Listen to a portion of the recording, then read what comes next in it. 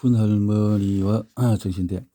1990년부터 의료법인 길-의료재단은 종합병원의 역할에서 머물지 않고 종합의료센터로서 기능을 수행하기 시작합니다. 예를 들어 여성클리닉센터, 인천 한방병원 이렇게 등등 시작이 되는데, 길병원 모체가 산부인과 의원이었으니까요.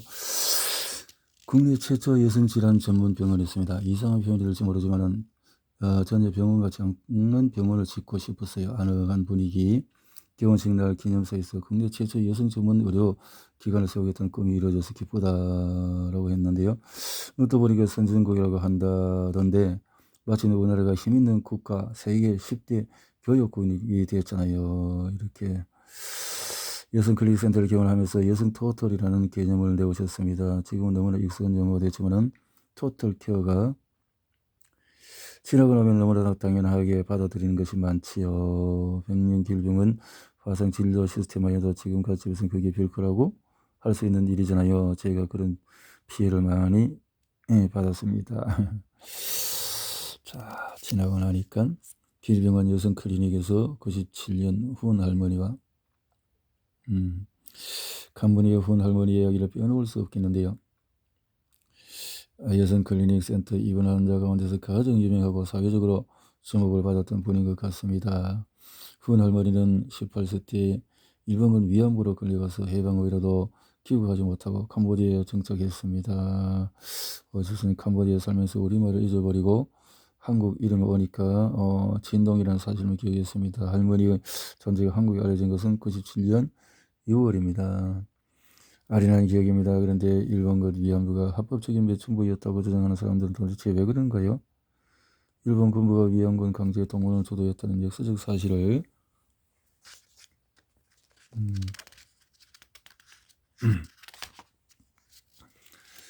오늘 일본 정부 입장이기 때문에 그렇고요. 하버드대 램지역 교수는 미쓰비시 등으로 대표된 일본 자본에 휘둘린 사례라고 봐야 되겠지요. 역사는 날 줄 알 수 없습니다. 중신대에 끌려가지 않기 위해서 얼마나 조언이 성행했습니까?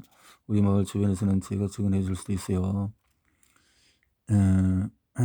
일본군 위안부로 끌려가지 않으려고 처제가 첩으로 들어갔다는 이야기는 해주셨습니다. 그런 증언을 해주실 분이 고령 나이로 점점 사라져가는 것이 현실입니다. 훈 할머니에 대한 보도가 이어지고 훈 할머니를 한국에 모셔 고향과 가족을 찾아주는 움직임이 일어났습니다. 처음 귀국한 날짜가 97년 8월 4일.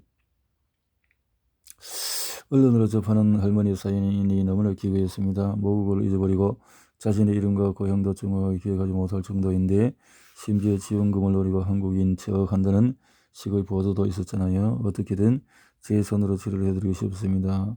마지막 훈 할머니의 임시 숙소가 인천 부평에 있었고 최선을 할 수 있었습니다.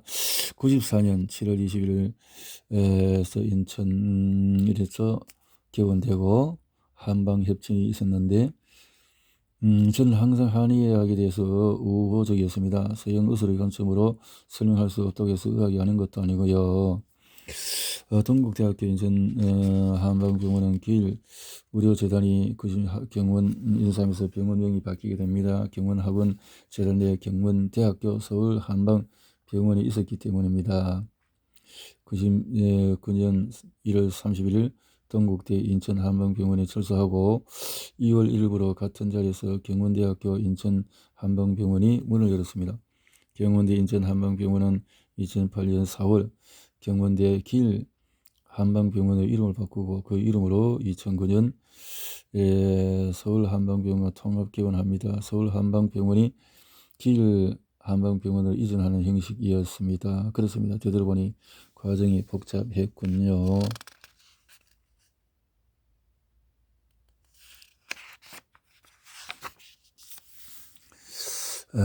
길병원 심장센터 개원식 이걸 겸해서 국제 심혈관 중재설 실황 생중계 심포지엄이 열렸다.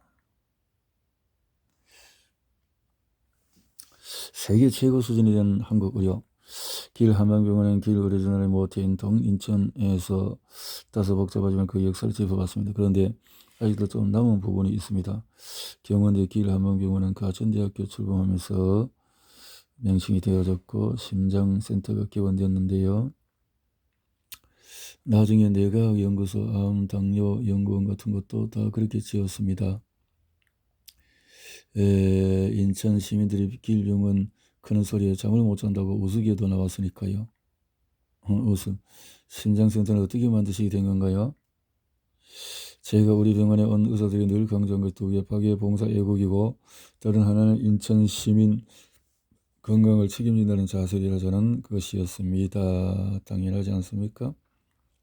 인천이 심장센터가 없기 때문에 위급한 환자가 서울로 이송되다가 죽는 사례가 많다는 이야기에 큰 충격을 받았습니다.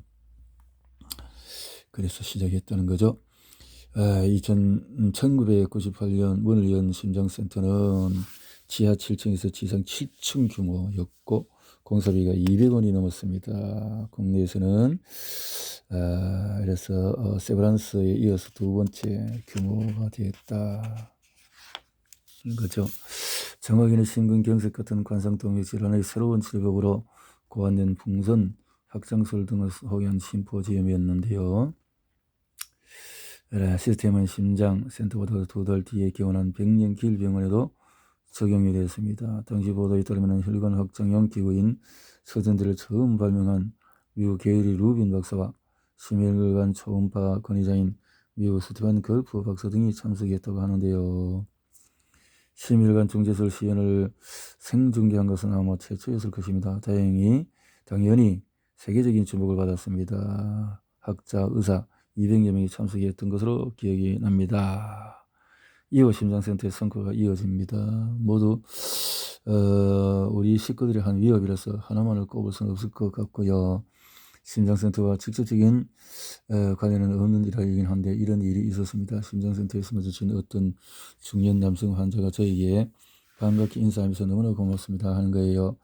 옛날에 부인이 길병원에서 무료로 수술받아 하면서 그때 돈이 없어 무료로 받았지만은 이번에는 돈을 내고 나갈 겁니다 라고 그래서 그때 낳은 아이가 연세대에 다닌다고 했습니다. 얼마나 기분이 좋았겠습니까? 그런 일을 자주 겪지 않았습니까? 80년대 일상이었습니다. 그러다가 병원이 커지고 직접 환자를 볼 시간이 부족해지니까 내가 돌볼 나이 환자가 점점 줄어들어갔습니다. 그건 참 허전했어요. 2000년대 초까지는 그런 기쁨이 자주 있었습니다. 그런 일을 겪을 때마다 주위의 의사나 간호사에게 봤지? 여기 증인이 있잖아. 이런 사람이야 라고 하시지 않았습니까? 그랬었나요? 우선 심장센터에 이어서 국내 최대 규모의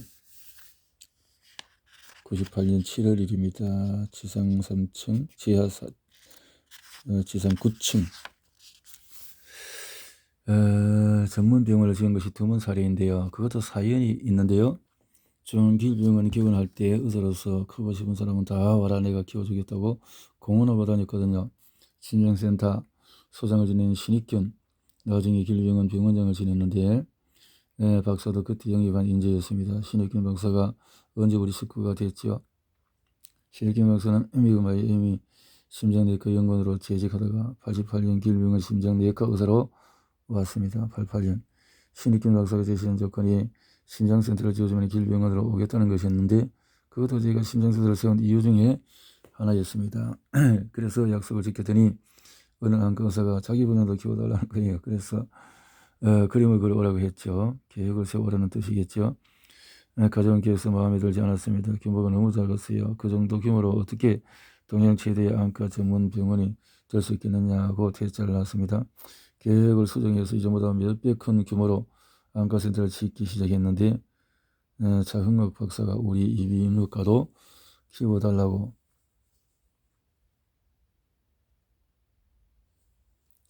해서 안 이비인후과 센터가 된 겁니다. 안과 이런 게 단순히 시설만 키우는 게 아니거든요. 사람을 육성하는 겁니다. 사람을 키우는 게 나의 보람이라고 책무라고 생각합니다.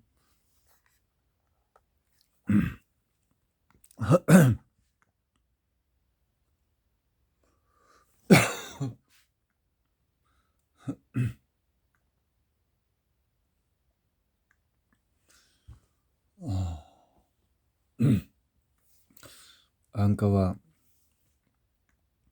이비인후과가 합쳐진 것도 조금 의아했는데 그런 곡절이 있었네요. 안 이빈 루카 기원으로 이렇게 해서 서해권에서 건역에서 국내 최고의 위상을 기원해서 응급의료센터 이래서 병상은 여성 클리닉 192개 엄청난 규모로 우리 길병원이 국가로부터 인정받고 책임을 부여받았던 점에서 뿌듯했습니다. 그것도 제일 먼저 선정된 거라서 의미가 더 컸지요. 보건복지부가 부산대병원, 전남대, 경북대병원, 길병원을 건역별로 지정한 것이 95년 12월입니다. 그 후에 나머지 8개 건역의 대상 병원이 차례로 지정됐고 현재는 전국적으로 38개 건역별 응급의료센터가 있습니다. 성공했다고 보시는지요? 물론입니다. 지금 국내 최고의 건역 응급의료센터가 아닙니까? 국내 최고면은 세계 최고 수준이고 선진국형 이상입니다. 한국 의료 수준이 세계 최고 수준이니까요. 한국 의료가 세계 최고 수준이 된 것은 언제라고 생각하십니까? 글쎄요, 꽤 오래된 것 같습니다. 그러고 보니 생각나는 일화가 있네요. 인천 아시안게임이 열린 2014년이었나요? 그때 어느 싱가포르 선수가 급성 맹장염에 걸려서 우리 길병원에 수술받았습니다. 싱가포르 측이 처음에는 우리 기술을 못 믿어서 특별 비행기로 싱가포르에서 최고 의사로는 보냈습니다. 우리가 맹장수술을 이렇게 할 계획으로 설명하니까 그 의사가 깜짝 놀란 거예요. 우린 이미 맹장수술을 내시경으로 원포인트로 한 번에 하고 있었거든요. 내시경으로. 싱가포르는 그 수준이지 못했나 봅니다. 그렇죠. 우리는 당연하다고 생각하는데 외국인들이 그 차이를 알아본 겁니다. 의료 한리라고 할 수 있었겠네요. 그렇게 보면 2010년 전후에 이미 의료 수준이 세계 최고 수준으로 올라섰다고 볼 수 있을 것 같습니다. 서울대 의대 동창회장과 성공시대 길병원 응급의료센터 개원 당시의 규모는 지하 2층, 지하장 13층이었습니다. 옥상에는 헬기장이 설치되고 서해도서 등지에서 발급하는 시설도 좋았지요. 시스템이 훨씬 더 자부할 만했습니다. 이전에는 응급 환자가 3, 4단체 단계에 걸쳐서 진료를 받았거든요. 여러 가지 필수 검사 장비를 설치해서 과정을 1, 2단계로 줄였습니다. 길병원 의료센터는 2002년 보건복지부의 응급의료센터 평가가 시작된 이후 현재까지 20년 동안 줄곧 최우수 기관으로 선정이 되었습니다. 국내 최고 수준이라고 자부할 수 있지요. 자랑스러운 일이지만 앞으로도 잘해야 되겠죠. 서해 낙도 응급 환자 수송을 맡은 닥터 헬기 배를 타고 인천에 오다 변을 당하는 낙도 주민들을 살리기 위한 도입되었다. 이렇게 해서 닥터 헬기는 총장님의 참으로 오랜 꿈이었지요. 그렇습니다. 서해 낙도에서 길병원까지 환자 이송에 너무 시간이 걸리지 않습니까? 영종도 산모가 내가 도착하기 전에 숨진 비통한 기억도 그렇고요. 일본도 길병원이 도입하기 4, 5년 전에 닥터 헬기 운항을 개시한 것으로 알고 있습니다. 제가 닥터 헬기를 운항 중인 일본 가와사키 병원을 시설한 것도 그 이유였습니다.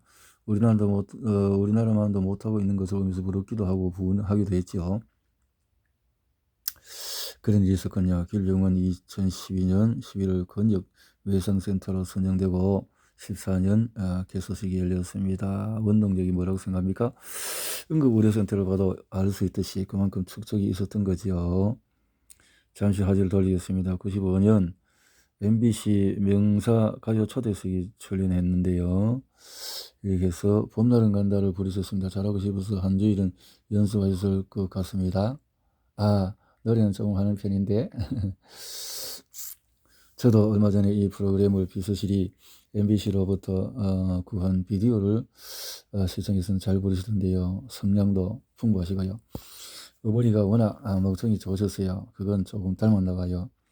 총장님 이 프로그램에 출연 섭외를 받은 이유 중에서 하나가 95년 3월 19일 서울의대 동창회장에 선출됐기 때문이라고 생각합니다. 처음이자 마지막 여성 동창회장입니다. 현재까지는요, 의대 역사상 1대 사건으로 여겨졌지요. 그랬을 것 같아요. 제가 서울의대의 역사를 조사해 봤기 때문입니다. 서울대학교 공식적으로 이렇게 역사를 봤고, 저는 전임 강신호 회장 때부터 부회장으로 활동했거든요. 그런 활동이 회원들부터 인정을 받은 것 같습니다. 동창회장 선천 직후에 인터뷰를 했습니다. 이런 말씀인데, 여성만의 조직이 아닌 동창회장에 취임할 만큼 남자들도 더 열심히 해서 이렇게, 합의는 왜 여자 회장이냐는 냉소적인 반응이 있었던 것도 사실입니다. 그래서 서울대 출신들은 모래알처럼 결속력이 없기로 유명하지요. 등등. 제가 여의사회 회장을 해본 경험이 있지 않습니까? 자리와 책임이 부여된 소속감을 느끼기 마련입니다. 동문서가 8천여 명이었는데 임원은 10여 명에 불과했습니다. 이 숫자는 수동적일 수밖에 없지요. 동정의 규모에 맞게 임원과 위원장을 한 200여 명을 늘렸고, 실무위원회도 조직했습니다. 200여 명이 자주 모이니까 조직이 안 들어갈 수 없었습니다. 동창회 활력이 붙었고, 바둑, 테니스, 등산, 동호회 모임도 활발해졌지요. 역대 동창회장의 몇 명을 살펴보니 대단한 분이 많더군요. 전부를 소개할 수 없고, 초대회장의 총장님 등등, 초대회장 박근은 이렇게 있었네요. 대단하시네요. 그런 경력까지는 몰랐습니다. 총장님 이전에 동창회장도 국회의원과 보수 장관을 지낸 또 문태준 선생 등등 있었고요. 12년을 하셨죠. 덕분에 저도 그 기원 위에서 많은 일을 할 수 있었습니다. 총장님은 30, 40대에 40에서 10년 동안 동창회장으로 재직하셨는데, 그때 함춘대상 어떻게 제정한 것입니까?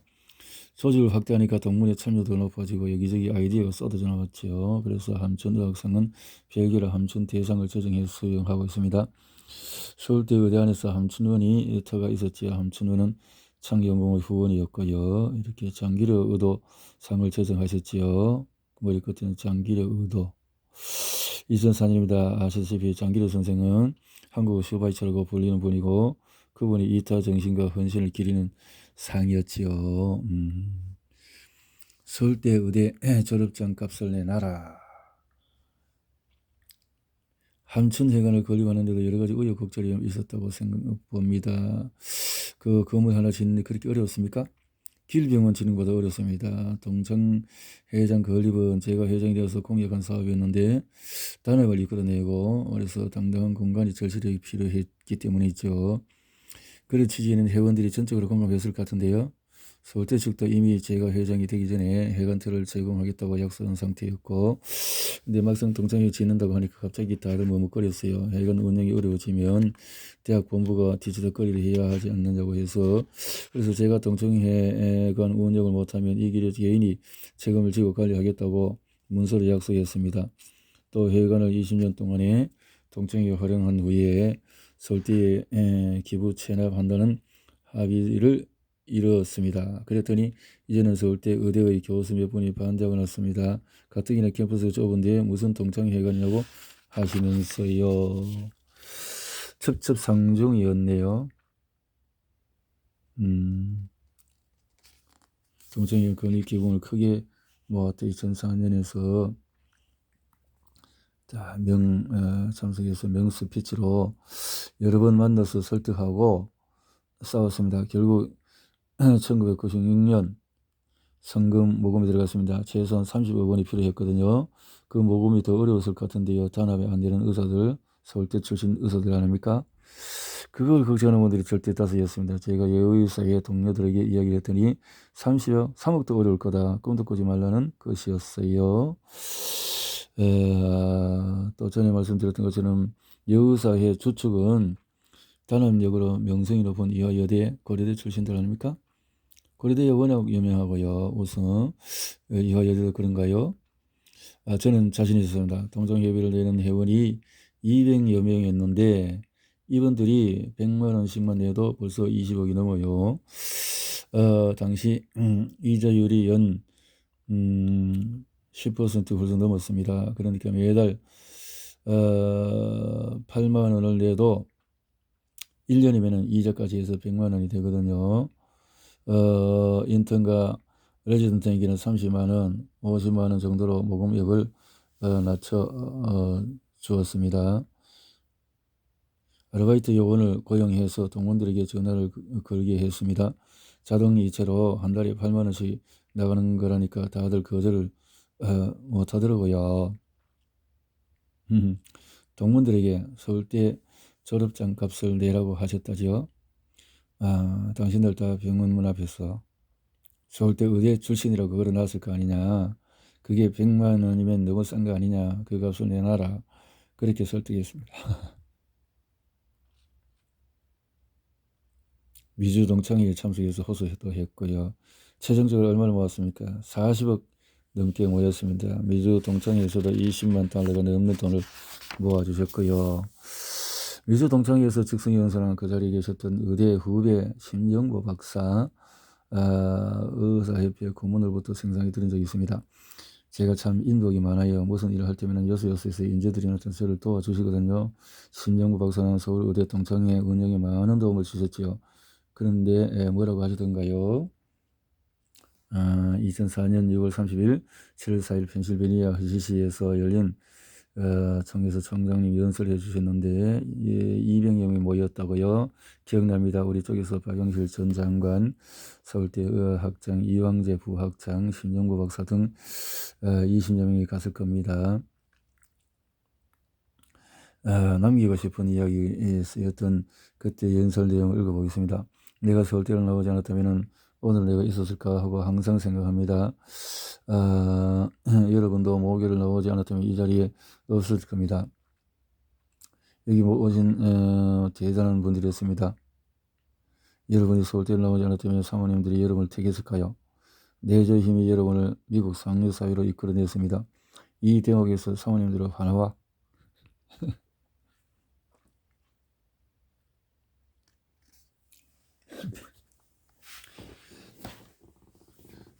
맞는 말 아닙니까?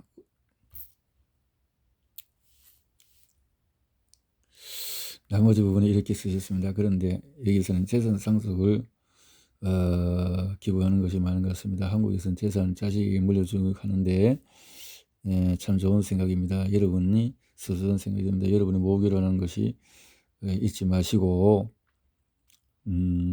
그러니 지금 1,000달러씩 내라는 이야기는 안 나와 있나요? 안 나와 있습니다. 1,000달러씩 내라고 해서 그날 밤에만 4억 원이 약정됐지요. 사실 미주 동창회와 관계가 조금 미묘한 부분이 있었는데요. 한국과 미국 관계도 무관하다고 할 수 없지요. 한미 관계가 20, 30년 전보다 많이 대등해지지 않았습니까? 지금은 대등해졌지만은 한미 관계에 비슷한 측면이 있던 시절이 분명히 있었습니다. 미주 동창회 입김이나 자금력이 더 강했다는 말씀인가요? 그렇습니다. 사실 그날 연설은 즉흥적으로 한 겁니다. 총회 전에 어떤 분과 이야기를 나눴는데 그분이 아들 학교에서 얼마를 기부하고 딸 학교에는 또 얼마를 기부하고 자랑을 해요. 합치면은 100만 달러가 넘었습니다. 자신이나 부인의 모교도 아니고 자식들 다니는 미국 학교에 그렇게 많은 돈을 기부했다는 것이 놀랍고 솔직히 조금은 화가 났습니다. 그래서 그날 원고도 없이 그런 연설을 하게 된 겁니다. 누구를 위한 자선 피션스 모델로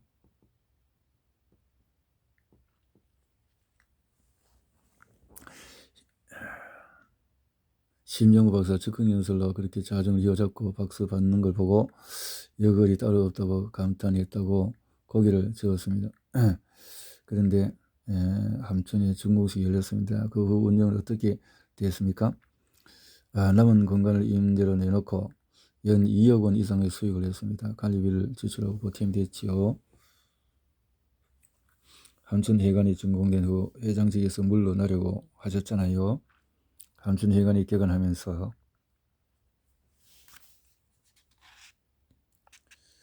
2003년 정기총회 때 사임 것을 밝혔지만 동문들이 기립박수로 재초대해 주셨습니다. 딱 한 번 더 했죠. 결과적으로 4번을 연임한 겁니다.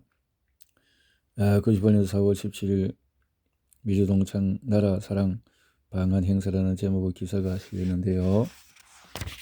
방한 일정이 서울대, 가천의대, 길병을 방문하고 삼척, 강릉, 부산, 목포 관광하는 것이었죠. IMF 외환 위기 직후에 한국의 경제 위기 극복을 돕자는 취지였고요.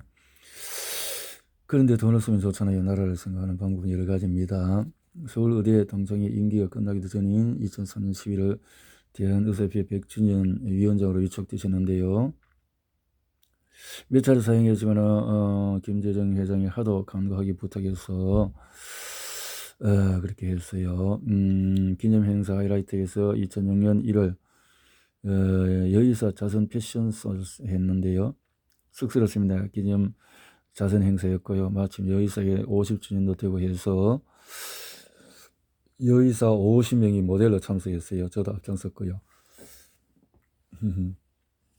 그랬군요.